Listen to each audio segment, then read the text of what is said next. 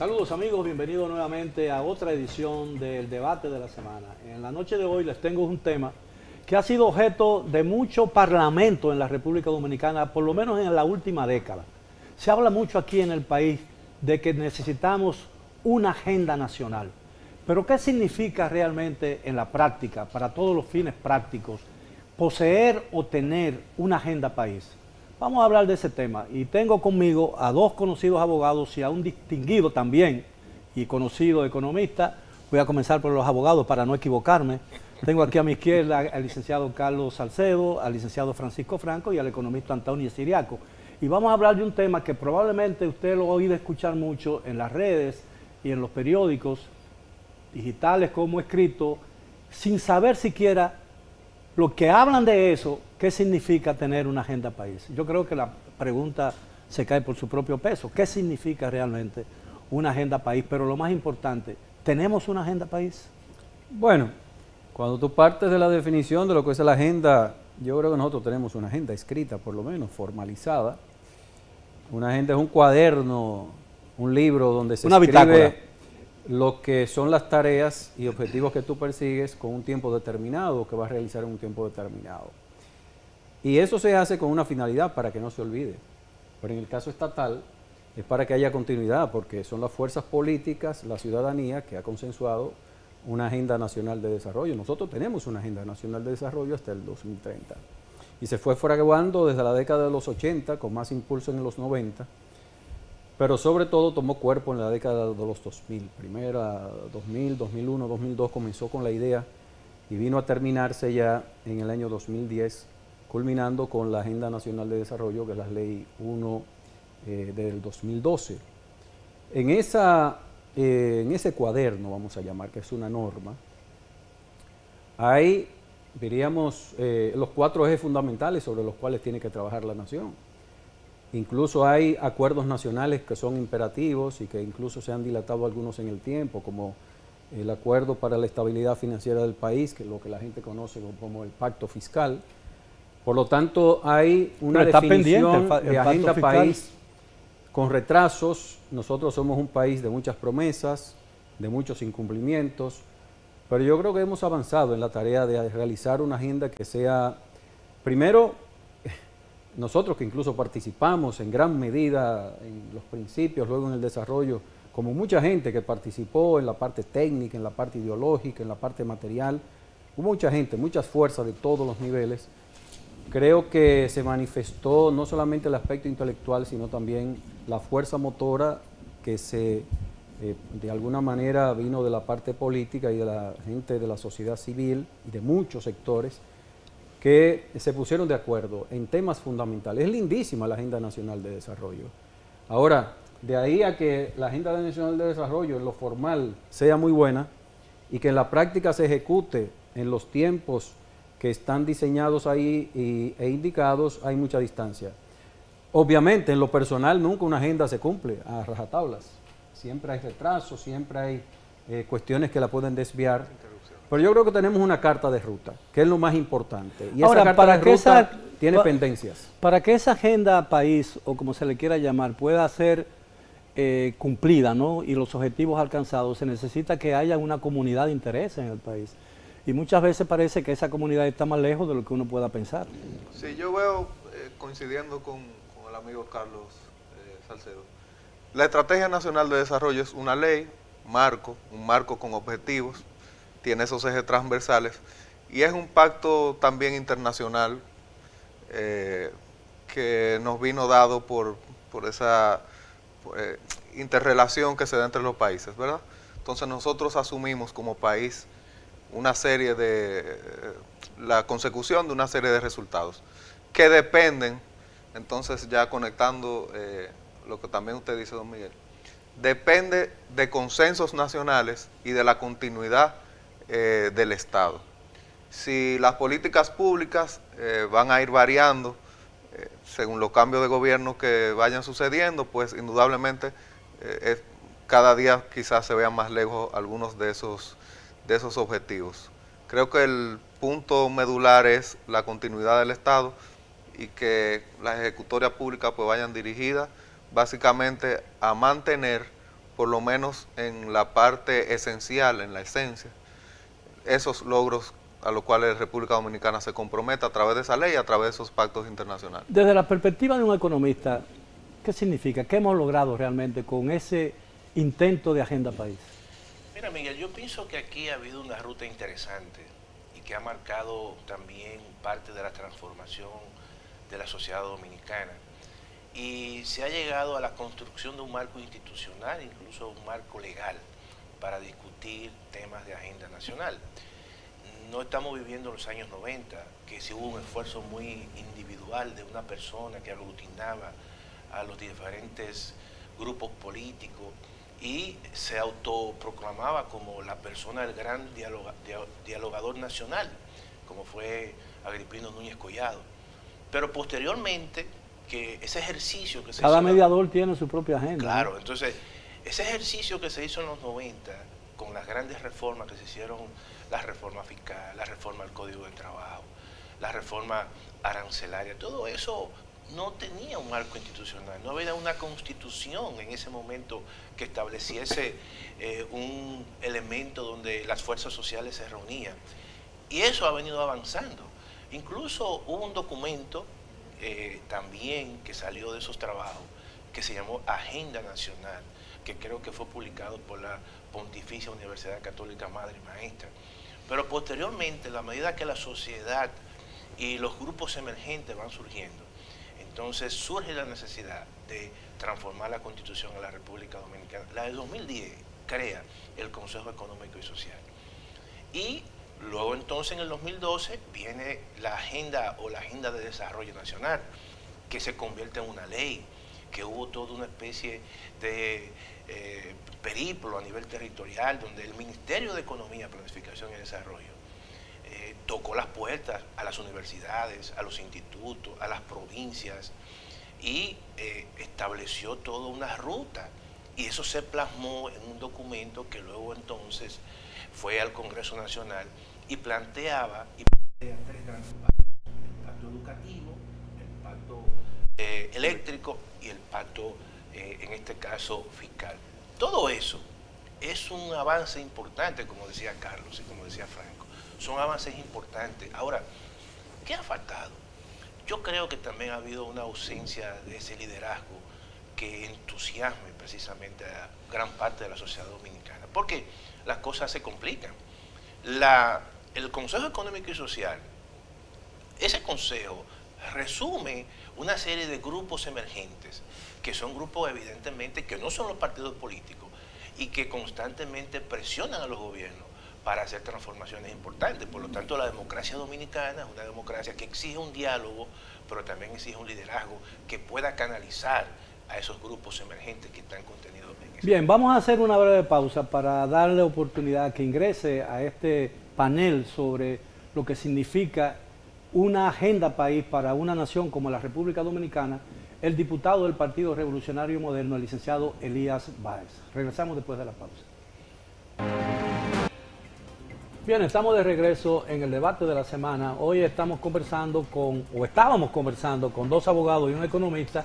Ahora integramos otro abogado a este panel sobre lo que es la agenda país, qué significa tener una agenda país y cuál es la importancia de tenerla. Y se agrega al panel el distinguido diputado del Partido Revolucionario Moderno, el licenciado Elías Báez. A su juicio, ¿tenemos en el país una agenda país realmente o no? Bueno, la agenda país está pautada desde la ley que estableció, digamos, un procedimiento al 2030 para que las cosas se adecúen, incluso algunas leyes que están establecidas en la Constitución, que hay que adecuarla, la agenda del agua, muchas cosas que nosotros debemos de programar hacia un futuro.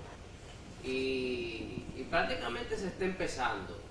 En este gobierno se está empezando a hacer cosas que ningún otro gobierno lo había hecho, cosas diferentes y que podemos ir pautando una a una, ir corrigiendo y arreglando hasta que completemos, ¿verdad? Las cosas que necesita el país, como reformas, como la justicia, que hay un Ministerio Público Independiente establecido en la Constitución. Entonces es una agenda. Y creo que nosotros como gobierno hemos empezado a mirar hacia esa agenda. En una escala del 1 a 10, ¿cuánto hemos avanzado en la búsqueda de una agenda? Bueno, yo no tengo un escalómetro, ni tengo un instrumento de medición en este momento, pero yo creo que, mira, yo no soy pesimista, o yo mejor dicho, soy un pesimista realista con gran optimismo. Una Decían combinación rara, que pero es así. decían que un pesimista es un optimista bien informado. Bueno, algo de eso yo es lo que quiero afirmar, porque yo recuerdo cuando yo tenía apenas 10 años, que no hace mucho, comencé muy joven a participar en pequeños grupos, pequeñas peñas, leyendo todas las semanas, etcétera. Y desde entonces yo recuerdo haber encontrado unas revistas de Robert Dyes y otras que ya contenían agendas que de alguna manera marcaban orientaciones para una agenda país, que la tenían otros. Y desde entonces, ¿por qué? Yo creía en mi ingenuidad que el país tenía una agenda de desarrollo. Creía yo, porque el Estado se organiza alrededor de una estructura organizacional, operativa, que tiene un sostén normativo y que además tiene todo un aparato del Estado que sirve con esos fines. Y yo creía que había, cuando se hablaba de continuidad del Estado, era porque esa agenda se estaba cumpliendo en el tiempo.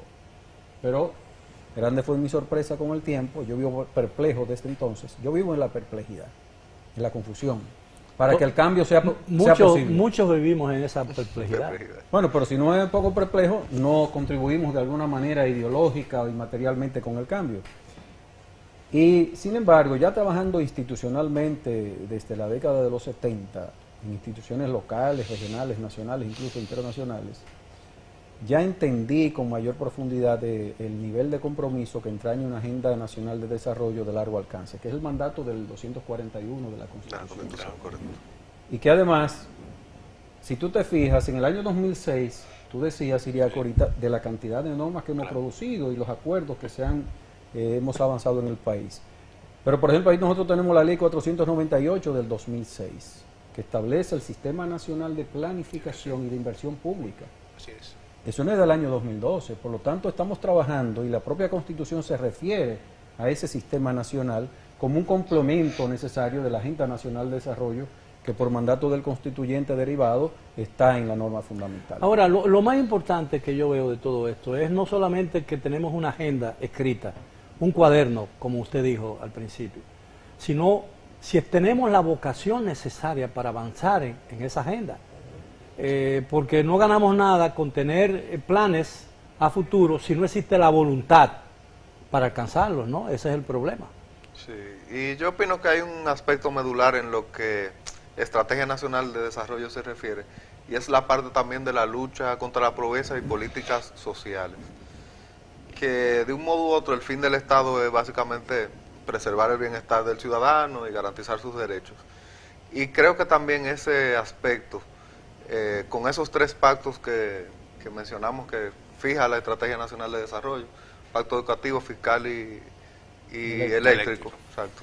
Ya tenemos el primero, que es el eléctrico. Habría que analizar si en el fondo estamos pues cumpliendo también con los fines sociales de esa estrategia, que yo creo que es una perspectiva, quizás Siriaco como economista podría proyectarla mejor. Yo lo hago de la perspectiva de los derechos fundamentales, de la garantía de los derechos de la persona, que creo que también es un aspecto que transversalmente se debe observar en la ejecución de la Estrategia Nacional de Desarrollo, quizá valorar los planes sociales que se puedan haber implementado, cuáles se han mantenido, cuáles continúan, cuáles son novedosos o significan alguna innovación en lo que a políticas sociales se refiere para esa lucha contra la pobreza, que también forma parte o debe formar parte, más en un país con las desigualdades en las que vivimos, de una estrategia o de una agenda nacional o una agenda de desarrollo.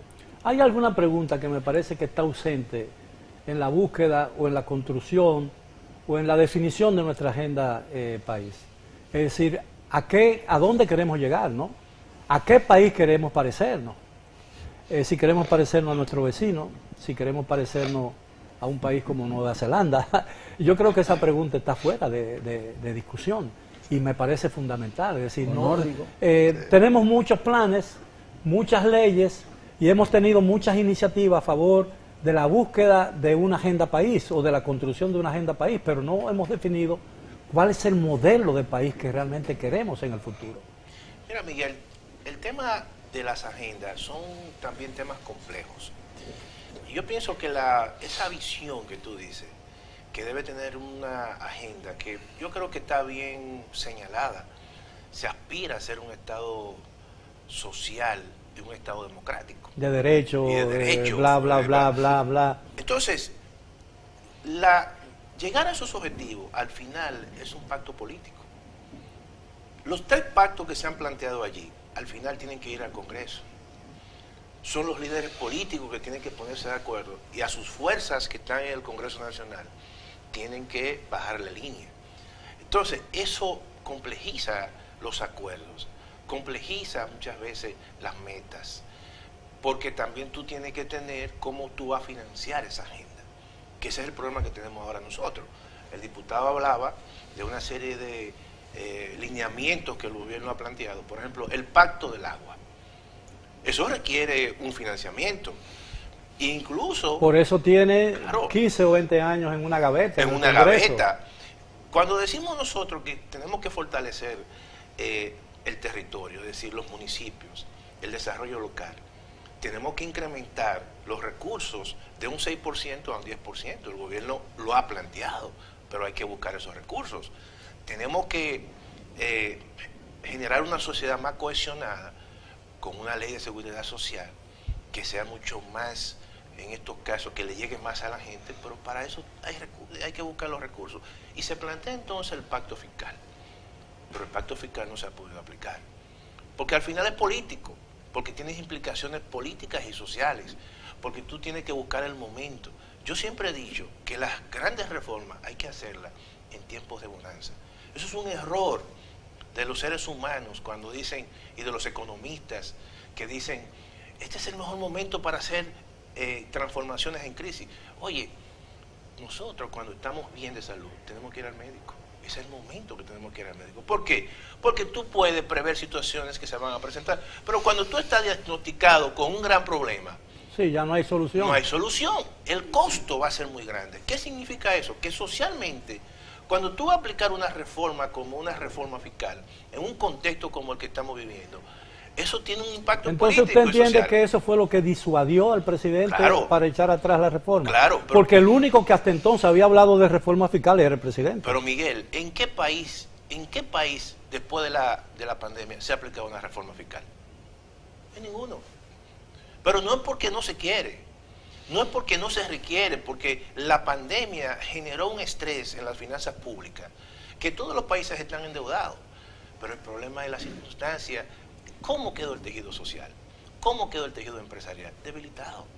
Entonces tú tienes que darle tiempo para que se recupere. Y luego entonces ahí tú puedes hablar. Nosotros perdimos oportunidades de hacer transformaciones.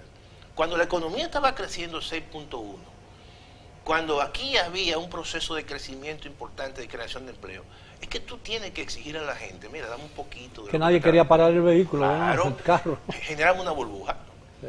Las burbujas se generan en eso está bien escrito en las bolsas de valores, la gente gana mucho y nunca va a pensar que eso va a explotar y apuesta y apuesta.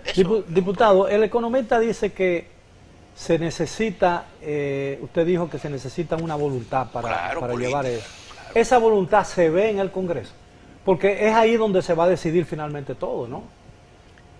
Primero la voluntad tiene que ser del que dirige, y aquí el que dirige es el presidente de la República. Eso tenemos que saberlo todo, porque los congresistas tienen que tener la mayoría, el partido que gobierna, para que entonces nos baje las directrices y digan, hagan esto. Entonces, pero es un poder independiente, no hay que bajar las directrices. En papel. Sabemos todos que los congresistas trabajan por líneas políticas. Hay algunos que quieren ser un poco independientes, pero eso no es la realidad. Y es por un asunto hasta de prudencia. Porque usted, si un partido tiene una directriz de gobierno con una matriz desde la campaña, usted no puede venir mañana a decir, no, yo estoy en contra de lo que quiera hacer el gobierno. Entonces usted pertenece no es disciplinado a una institución que usted pertenece. Siempre tiene que haber la voluntad política del partido de gobierno del que dirige. Y en este caso está la voluntad política del presidente y está la voluntad política de los congresistas del partido de gobierno que gobierna, de hacer los cambios, las transformaciones que tengamos que hacer. Ahora, como decían ustedes, tiene que haber un pacto entre políticos, porque el pacto fiscal y el pacto eléctrico, fíjense que en la campaña se trató de firmar y no se pudo, porque no estaba la voluntad de todos los políticos. Entonces es un asunto de pacto político primero, para luego ir al pacto país de las cosas que hay que hacer. Miguel, yo quiero, sí, porque tengo algunas diferencias de criterio con relación a lo que viene diciendo, sobre todo el diputado, mi querido amigo Elías, y complementar con lo de Siriaco también. Mira, las transformaciones sociales no lo producen única y exclusivamente de manera relevante y los únicos responsables son los políticos. Eso no es cierto, eso en ningún país se realiza. De hecho, el pacto fiscal, el impulso que se le dio, ¿qué sucedió? Fueron los políticos que impulsaron el proceso, porque se sabe que fueron los políticos que dirigen la nación, que tiraron ese caramelo para ver si la gente lo compraba. Tantearon a la sociedad. ¿Y qué sucedió? La sociedad se viró. Por lo que tú decías, Siriaco. Es cierto, sí, tú tienes es decir, razón. este no es el momento. Estamos pasando una pandemia, todavía no ha pasado. Claro. No es el momento. Yo estoy consciente de que la Estrategia Nacional de Desarrollo tiene un mandato. En el pacto fiscal, la gente cree que es solamente aumentar claro, o incrementar la presión fiscal, que es el último de los ítems del pacto fiscal. Está la reducción de la evasión. Así mismo. Está la adecuación, la incorporación de cada uno de los incentivos fiscales en el cuerpo para darle sistematicidad y poder organizar el Estado de cada uno de los incentivos, entre otros. Por lo tanto, la relevancia de la sociedad para producir estos cambios y producir un cambio en la voluntad política es necesario. Yo creo que también es cierto, en los hechos, los mecanismos deliberativos, sobre todo el Congreso Nacional, en muchos tiempos, por mucho tiempo se ha caracterizado por ser un endosatario del líder que preside el Poder Ejecutivo en el momento determinado. Ahora, sin embargo, el Congreso Nacional ha sabido pararse en momentos determinados contra la voluntad o la directriz de un presidente de la República. Ahora, es evidente que debe existir un consenso o una coincidencia de pareceres con relación a algo tan importante como una reforma fiscal. Pero ese ambiente, esa comunión de intereses también tiene que estar cimentada en una situación de relativa tranquilidad y respeto político, ¿no? Entre las cosas. Y evidentemente lo que hizo imposible, a mi parecer, más que el ambiente provocado por la pandemia y por la situación económica, es la rivalidad y la crispación que dejó una campaña política como pocas veces se había visto en la República Dominicana. Ahora, la pregunta que uno se formula es la siguiente. ¿Existe la posibilidad, ese nivel de crispación ha descendido o ha aumentado en el país? Porque yo creo que esa es una pregunta básica, alrededor de lo cual porque no se puede. Yo le hablaba al licenciado Salcedo antes del programa que evidentemente el país está muy necesitado de un gran estrechón de manos, ¿no? Pero que ese estrechón de manos no es posible mientras el que la extiende lo hace con el puño cerrado. ¿No es cierto? Hay un puño cerrado golpeando. Ahora, ¿no es cierto? Ahora, Miguel, Carlos hizo un planteamiento interesante, porque es cierto que en este contexto los actores son diferentes y eso complejiza mucho los pactos, vamos a decir. La sociedad dominicana ha cambiado, hay grupos de clase media que se han empoderado, hay sectores de una forma u otra que tienen mucha información, se manejan a través de las redes sociales y presionan a los gobiernos. Por ejemplo, la experiencia que hubo aquí con el pacto educativo fue un grupo de la sociedad civil, que el grupo de las sombrillas amarillas, que presionó precisamente a la clase política y lo llevó a la firma de un pacto educativo. Pero no había un modelo, no había un modelo que a perseguir, que pudiera decirnos después de tantos años, ya con el 4%, si conseguimos los objetivos de la reforma educativa, porque todavía no me lo han sabido explicar. Pero ya eso ¿Qué el perseguimos? logro de los objetivos. Bueno, el logro de los objetivos. ¿Qué queremos? Sí. ¿Qué queremos con la educación? ¿Queremos hacer una mejor sociedad? ¿Queremos cambiar al hombre? Sí.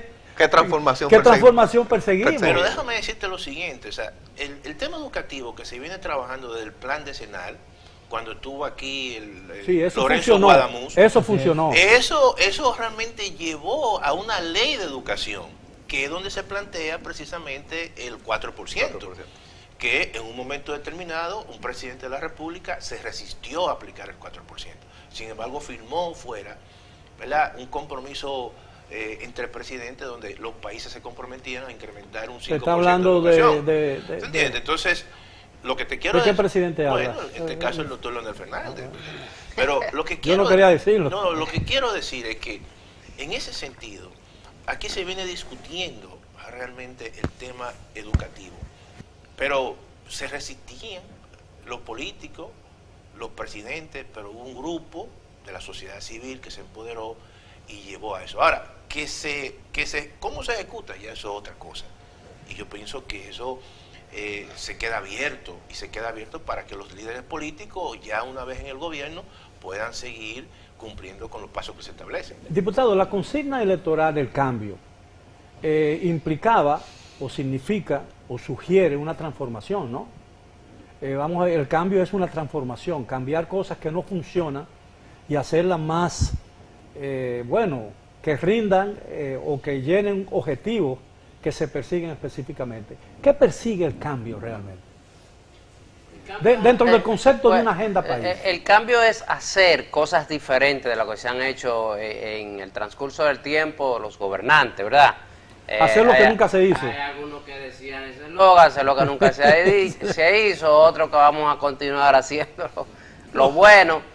Fíjate, por ejemplo, si nosotros seguimos como vamos, nos vamos a quedar sin funcionarios. Y eso no se veía en otros gobiernos. Cada funcionario que meta la pata se está cancelando y sometiendo a la justicia. Eso es un cambio. Y la sociedad quiere eso, porque la sociedad dice, óyeme, lo que yo pago de impuestos, yo quiero que lo bien administren. Y siempre se ha dicho que la corrupción se roba gran parte de nuestros impuestos. Eso es un cambio. ¿Y por dónde empezamos? Empezamos por ahí, a ahorrar los recursos, porque todo, como dice el economista, todo se necesita recursos para todo. Y para modernizar el país, para tener una agenda donde queremos llegar a tener hasta agua potable en la casa, necesitamos recursos. Y entonces tenemos que empezar a ahorrar. Y es con ese cambio, primeramente, de que no se malgaste el dinero. Los cambios los forzan los pueblos, como dice Carlos, los forzan. Pero siempre va a estar a la voluntad política de que él gobierna. Porque hubo uno que dijo, ¿en qué va a invertir ese dinero? Pero hubo otro que en campaña dijo, para beneficiarse él, yo lo voy a aprobar. Pero era porque él quería beneficiarse de eso para que lo voten por él. Cuando él llegó, lo continuó. Pero si él no tiene beneficio, tampoco lo aplica, aunque el pueblo lo forzó, ¿verdad? O sea, es circunstancial, igual que la política. Cuando usted va a ganar o no una campaña, todo es circunstancial, los cambios. Bien, caballeros, tenemos que hacer, con el permiso de ustedes, por supuesto, una nueva pausa, la última. Regresamos ya con la parte final del tema de esta noche. ¿Qué significa una agenda país? Y si estamos en ruta real en la búsqueda de esa agenda país. Regresamos después de la pausa. Bien, llegamos ya a la parte final del tema de esta noche. En el debate estamos conversando sobre lo que es una agenda país y los esfuerzos que hemos desplegado a lo largo de los últimos años para alcanzar las metas de una agenda país. Pero no están bien definidas todavía esas metas, obviamente. ¿Cuáles hemos alcanzado realmente? Mira, materialmente, ¿qué metas de lo que planificado se ha alcanzado? Mira, Miguel, difiero de ti de que no tenemos metas, porque la Agenda Nacional No estoy diciendo eso. Estoy diciendo de las metas que nos hemos trazado, cuáles hemos conseguido. Mira, primero, dentro de los objetivos generales que contiene la Estrategia Nacional de Desarrollo, está eficientizar, transparentizar la administración pública, hacerla visible a la gente, fácil de monitorear, de evaluar el desempeño de la actividad, ¿no?, de los funcionarios públicos. Yo quiero preguntarle a todos ustedes y al país si no hemos avanzado en ese sentido. La ciudadanía se ha ido empoderando Y eso es parte también de los ejes y, diríamos, de los objetivos generales. ¿Por qué?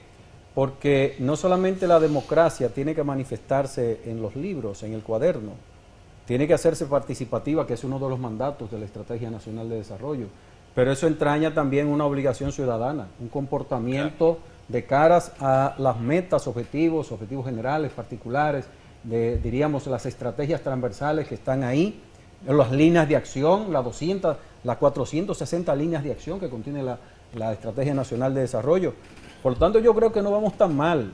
Los gobiernos, a pesar de los tropiezos, a fuerza de pulmón, a fuerza de pueblo, a fuerza de lo que Ortega llamaba como esa fuerza social capaz de hacer y motorizar el cambio, yo creo que se ha ido empoderando la ciudadanía.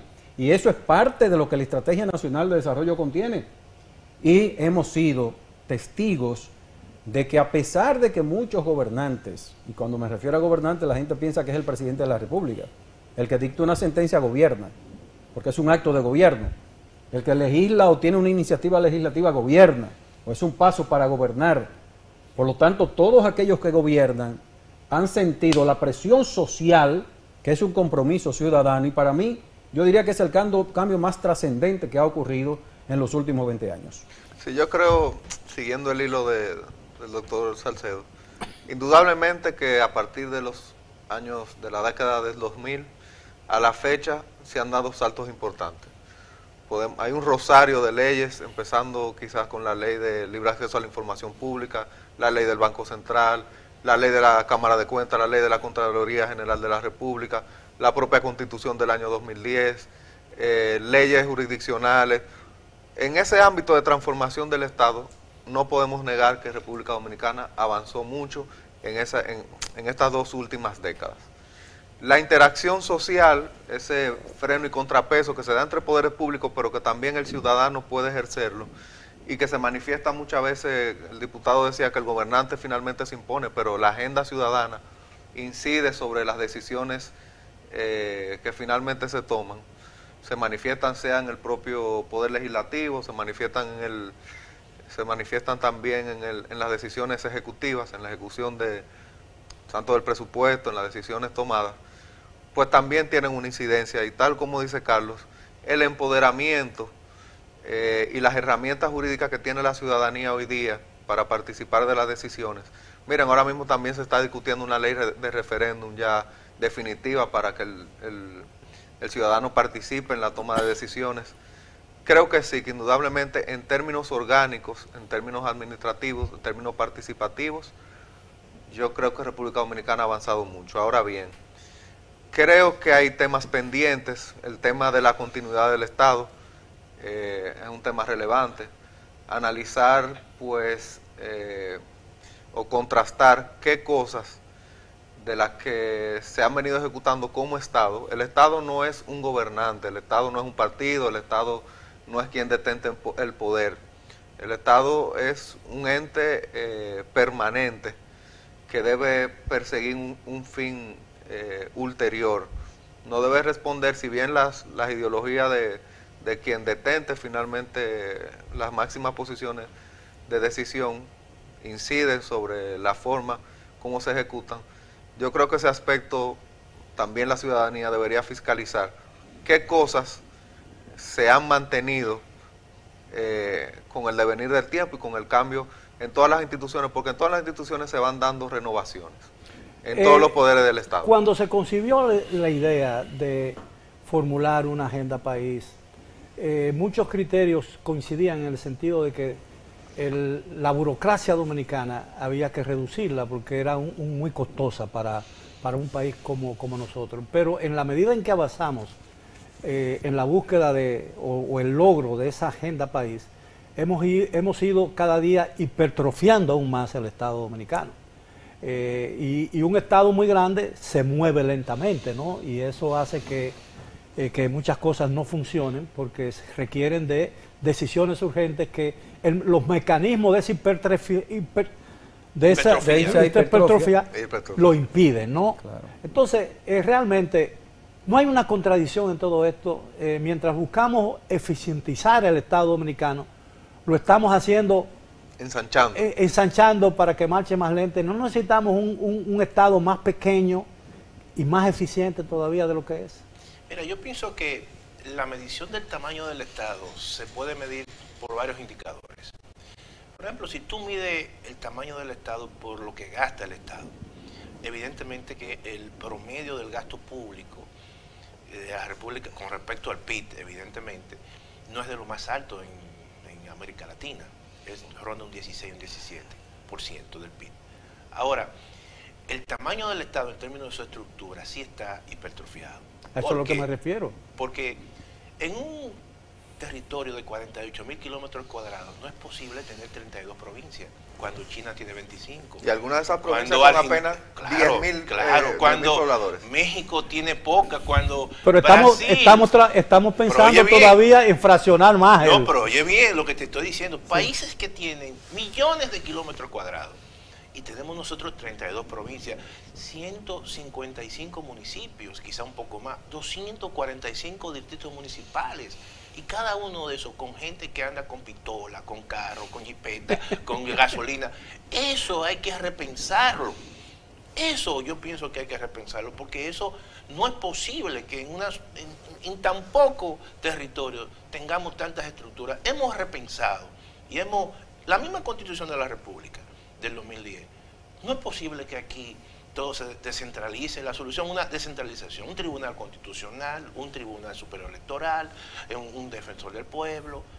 Tribunal superior administrativo. Y nosotros estamos creando una macroestructura para países que son muy grandes. Entonces yo pienso que eso, por ahí es que hay que ver esa falencia. Como un Congreso que tiene senadores y diputados. No, claro. Rápido un sistema federal. Claro, exactamente. Entonces todo eso, yo pienso que no hemos creado un monstruo y para desmontar eso no es fácil. No, pero y además con el concepto de la libertad que ha caracterizado esa estructura, cualquier persona puede parar un gran proyecto. Claro. Mira, Miguel, y una gran iniciativa. Claro. ¿Sabes? Tú me permites decirte algo que para mí es gracioso. Yo sé que tú tienes más conocimiento que yo. Pero cuando me escribieron que era para hablar de la agenda país, yo dije, por aquí hay un problema de inicio. En la nomenclatura, el país es un territorio, no es la gente. Es decir, territorio, al final. Es un territorio. Por lo tanto, la agenda de un país no la hace el territorio, la hace la gente que pertenece a ese territorio. Claro. Entonces ya tenemos que cambiar la mentalidad. ¿Por qué? Porque eso tiene vocación también. Yo siempre digo que las palabras son transformadoras, por eso hay que hablar con niveles de corrección siempre. Correcto. Porque a veces no nos entendemos en el lenguaje. El uso de la terminología. Entonces, yo pienso, como dice Siriaco, nosotros tenemos un macroestado, tanto que lo decía ahorita, que nosotros tenemos un Congreso bicameral que nace como producto de mentalidades nacidas al abrigo de sistemas federales o parafederales. Yo siempre he dicho que una de las oportunidades que tiene República Dominicana, incluso en un país a medio hacer, que es una de mis obras, yo planteo precisamente al inicio de la obra que este es el país, entre los países con mayores posibilidades de desarrollo real, porque somos un territorio pequeño, con poca gente. Bueno, no tenemos tan poca con gente. Muchos recursos naturales. Pero nos falta reducir el Estado, el gobierno. Las estructuras estatales son demasiado grandes para un país con una dimensión territorial tan pequeña. Don Miguel, hay dos temas, dentro de la agenda, que deben estar dentro de la agenda, que creo que por lo menos someramente debemos referir. Primero, el tema de la seguridad ciudadana y el tema de la soberanía nacional. Yo creo que son temas medulares en un plan nacional, un plan macro, que es lo que finalmente es la agenda. Y entiendo que sin esos dos pilares, indudablemente que una nación no avanza. Sin que la ciudadanía pueda disfrutar y ejercer sus derechos, sin verse amenazada, y hablo en este caso de la seguridad ciudadana, de la seguridad pública, y con la amenaza latente de un Estado fallido con el cual compartimos territorio, creo que son dos temas que también deben ser tratados en ese marco y que no sean tratados con la seriedad y detenimiento que las circunstancias requieren. Ahora mismo sí se vienen poniendo sobre el tapete. Bueno, las circunstancias lo han puesto sobre el tapete ya no podemos mirar hacia otro lado, ya la realidad nos está chocando de frente. Ahora, el concepto de participación que tenemos nosotros en el país, a mí me parece que contribuye a obstaculizar los esfuerzos. Por ejemplo, el CEI, ¿no? Consejo Económico, El CES. Consejo Económico y Social, que es el depositario ahí de todas las decisiones que se puedan tomar. Pero ahí, ¿cuántas personas hay? Hay más gente que en el Congreso. ¿Cómo poner de acuerdo a toda esa gente, no? A mí me parece que deberíamos ser un poco, la exclusividad a veces funciona. Hay muchos y cualquiera con una cartita solicita también. Solicita, ¿entiendes? Tenemos un concepto de participación que a mí me parece exagerado. Exagerado. Mira, yo ahí voy también a diferir de ti. En una ocasión voy a respetar incluso a la persona que en ese momento a mí me llamó, que era un funcionario de alto nivel del Palacio, siendo yo director de Finjos. Me decía, Carlos, ¿por qué no reducimos la cantidad de abogados que hay en el país? Deberíamos comenzar por ahí. Digo, sí, hay un problema de planificación estatal. Bueno, cerrar la creación de nuevos abogados. Bueno, hay muchísimas cuestiones. O regular la carrera. O regular la carrera. Y yo le decía, mi respuesta fue no la sería siguiente. mala idea. Es un problema estructural. Mira qué es lo que pasa. En un país donde hay tantas deficiencias y ausencias, deberíamos ser todos abogados para abogar por los demás y por los derechos y para que el Estado intervenga positivamente y no intervenga cuando se trate de los ámbitos de libertad. Bueno, pero los países que han sabido planificar también las profesiones. Es decir, necesitamos tantos agrónomos, los necesitamos los técnicos. Pero lo que te quiero decir es que la democracia que nosotros tenemos es una democracia representativa. Ojo, no es que estamos pretendiendo cambiar el modelo de gestión y de la representatividad democrática. No, no, no. Los legisladores actúan en representación nuestra, pero ellos tienen un mandato, ¿verdad? Que a los 4 años nosotros se lo quitamos y finalmente nosotros entendemos que no han ejercido conforme a las necesidades de nuestra población y las necesidades de toda la gente. Licenciado, pero usted ha tocado un tema que a mí me parece fundamental. Pero escúchame, Miguel, el problema es que a mayor cantidad de gente participando, sugiriendo, estudiando, analizando, siendo consultada, el país podrá ser mejor. Ahora, no es una fuerza disidente, tiene que respetarse la disidencia, pero que al mismo tiempo, en los temas cruciales, troncales, los ejes del desarrollo nacional, nos pongamos de acuerdo para impulsar el barco por el mismo camino. Pero y el derrotero va a llevarnos al final. Pero ese es el kit, ahí es que está el kit, como diría Mario Moreno, ahí está el detalle, ¿no? Por ejemplo, en el tema de la educación, que es un tema fundamental para mí, para todos, ¿no? Porque, contrario a la creencia generalizada, una educación no mejora en menos de una generación, todos lo sabemos, no vamos a transformar en 5 años el sistema educativo dominicano. Pero no podemos seguir creando o produciendo en las universidades profesionales que no van a encontrar ocupación en la economía dominicana. Yo creo que eso podríamos ser planificado sin ningún tipo de dificultad. Pero se necesita, por ejemplo, que haya un acuerdo primero entre las universidades, ¿no? Que se pongan de acuerdo. Y con el sector productivo. Y con el sector productivo. Que se identifiquen las necesidades. Yo creo que sí, ese es un aspecto que debe ser parte de una agenda país. Claro, claro. Mira, y educativa. Mira, cuando yo he visto los resultados de estos informes, que son evaluaciones que se han hecho a estudiantes, en el caso de República Dominicana de 15 años, en 2 oportunidades, en el 15 y el 18, la PISA. La prueba PISA. La prueba PISA. Cuando se le pasan, nosotros en la primera de 79 países fuimos el último. En la segunda del 18 fuimos, en el primero 73 y fuimos el último. En la segunda del 18 fuimos 79 países evaluados 78, y fuimos los últimos. Sí. En la próxima oportunidad no apareceremos. En las latinoamericanas, en las 2 latinoamericanas más importantes, fuimos también los últimos. Sí. En los 10 países latinoamericanos también fuimos los últimos, en otras pruebas. En las pruebas nacionales, los últimos. ¿En qué? En matemática, en lectura y en ciencias de la naturaleza. Entonces tú dices, cuando no hay una capacidad detrás de eso, de razonamiento, de argumentación, ¿qué significa? Es un problema de base. La escuela dominicana está hecha para la memorística, está hecha no para el razonamiento, no para el pensamiento crítico, y lógicamente una ciudadanía que solamente recibe información, que no es conocimiento, no es capaz de tener compromiso transformador. Y la Agenda Nacional de Desarrollo Es una agenda de transformación. Claro, y lo que transforma la información y el conocimiento es el sistema educativo, son sus profesores. Claro. Y aquí, cuando tú analizas la ejecución del presupuesto educativo, te das cuenta que todo se ha ido en construcción, todo se ha ido en gasto corriente, y en la formación de los maestros, que debe ser el pilar fundamental, evidentemente que está rezagado. Entonces, eso hay que repensarlo. Eso hay que estudiarlo, porque de lo contrario tú no vas a alcanzar las metas porque establecidas. además los insumos de un buen sistema educativo han desaparecido, porque antes cambiamos un magisterio que tenía conciencia del papel del magisterio, de ser maestro, porque ser maestro era una condición honorable. Honrosa, sí. Y hemos cambiado maestros que teníamos antes por sindicalistas. Sí. Ese es uno de nuestros grandes problemas. Bueno, caballero, nos quedan apenas 3 minutos. Yo quería que en esos 3 minutos finales... Pero el diputado hace rato que quiere hablar ahí. Hay que darle la palabra. Ya arranca el diputado. ¿Y qué posibilidades tenemos nosotros de alcanzar los objetivos fundamentales de esa agenda país? No, la verdad que los panelistas están interesados. Yo estoy aprendiendo de ellos en vez de yo declarar. Pero usted es que hace las leyes, no ellos. Es duro aquí. Pero él está yendo para hacerla bien. Bueno, miren,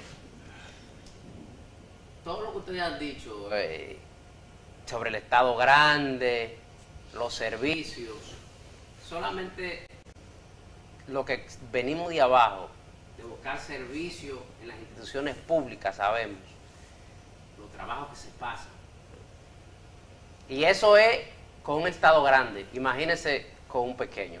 Fíjese la justicia, aquí para usted obtener una sentencia civil es 1 año, 2 años, 3 años. En primer grado. Imagínese usted. Y ahora con la justicia virtual. Nosotros quizás debemos aprovechar la tecnología ahora para ir adecuando las cosas a que se le facilite. Por ejemplo, nosotros acabamos de aprobar una ley de burocracia cero para que las instituciones públicas faciliten los procedimientos en cada una de las instituciones, valga la redundancia. Y a partir de ahí, pues podemos ir suprimiendo instituciones hasta provincias, pero mientras tanto, el servicio público aquí es pésimo. En conclusión, en el minuto que nos falta, ¿estamos en buen camino? ¿Estamos caminando o transitando en el camino correcto hacia el alcance de un lugar que merecemos en el futuro? Somos buenos en el pensamiento y nos falta muchísima acción, pero hemos iniciado esa acción. Yo creo que hay que acelerar el paso. Creo que el rol de impulso de principalmente sin ánimo de excluir a nadie, de la clase pensante, formada, sin importar el extracto social del que provenga, de esos movimientos sociales que se han dado, que han incidido en muchas decisiones tomadas, creo que va a ser determinante en la consecución de esos logros. Mira, yo pienso que se ha avanzado en varios aspectos importantes. La sociedad dominicana hoy es menos pobre. Incluso la sociedad dominicana hoy tiene más cubierta boscosa. Yo creo que esos son elementos importantes. Hay otros que están rezagados. El tema educativo es un tema muy pendiente que hay que seguir avanzando. Pero en sentido general pienso que las agendas que se han planteado de forma parcial han impulsado en parte la sociedad dominicana para ser una sociedad más democrática, más cohesionada y mucho más libre. Caballero, muchísimas gracias por la amabilidad de aceptar nuestra invitación. Estoy completamente seguro de que los amigos televidentes tienen una idea hoy más cabal de lo que significa una agenda país y qué se necesita para alcanzarla. Ha sido todo por hoy, gracias por su atención. Les deseo un buen resto de la noche, un buen resto del fin de semana y los espero el próximo sábado para otro programa similar. Hasta entonces.